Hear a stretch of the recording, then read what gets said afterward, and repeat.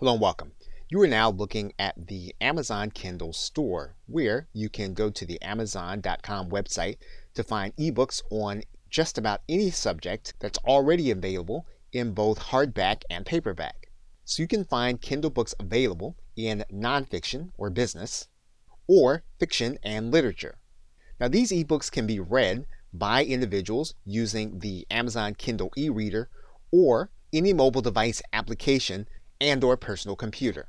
Now, Amazon Kindle allows individuals to earn royalties from selling their books on the platform, in some cases up to 70% of the sale price.